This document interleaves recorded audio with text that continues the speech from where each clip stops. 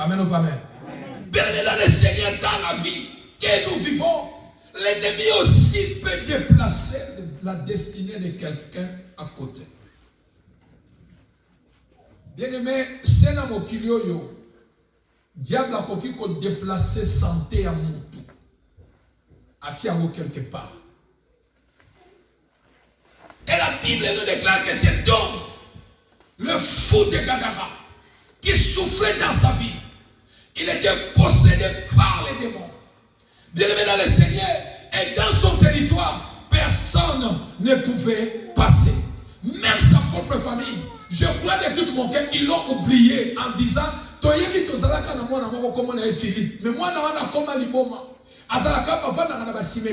même alors qu'un jour, sa famille partait au cimetière pour le rendre visite. Parce que c'était un territoire très dangereux. Parce que l'homme était extrêmement fort. C'est-à-dire, au point même si tu te trouves comme ça, dans 6 minutes, dans une seconde, il peut te tuer. Il avait une force extraordinaire. Pourquoi? Parce qu'il était déjà visité. Les démons ont visité son territoire. Et même sa famille l'ont abandonné en disant, on ne peut jamais faire quelque chose pour arriver là-bas.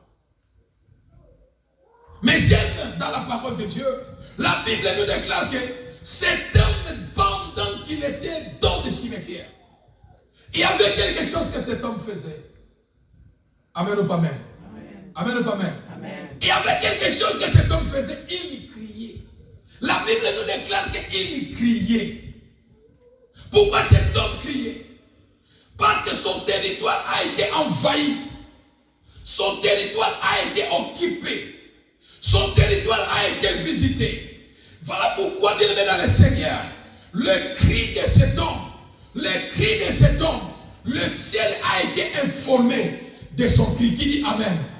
Le ciel a été informé qu'il y a quelqu'un au cimetière qui crie, qui demande le secours. C'est-à-dire que les cris de fou de Gadara, car la Bible nous déclare, quand un malheureux crie, l'Éternel attend. Qui dit Amen?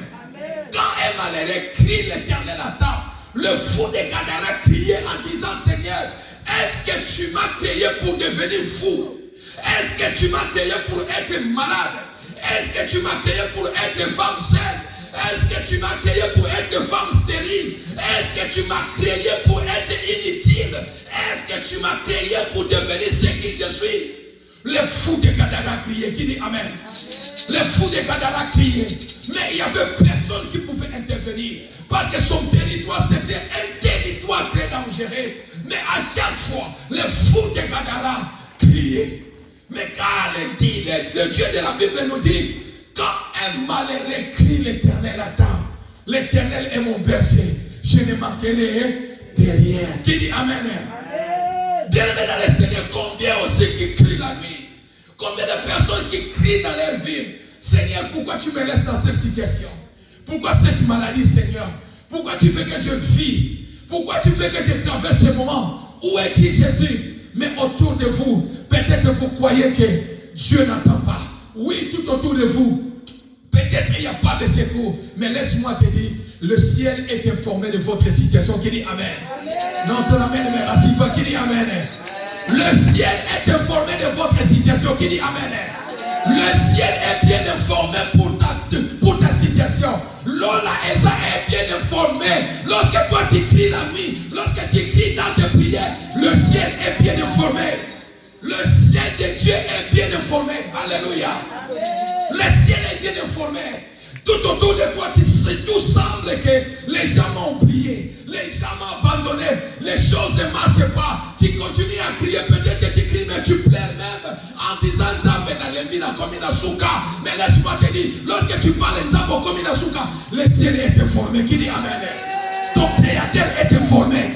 Les anges lui donnent le rapport de ta prière, de tes cris. Les anges lui donnent le rapport. Mais si la terre n'est pas informée, si la terre est informée, il fait semblant. Mais le ciel ne fait pas semblant. Qui dit Amen? L'Éternel est mon berger. Je ne manquerai de rien. Quiconque invoquera mon nom sera sauvé.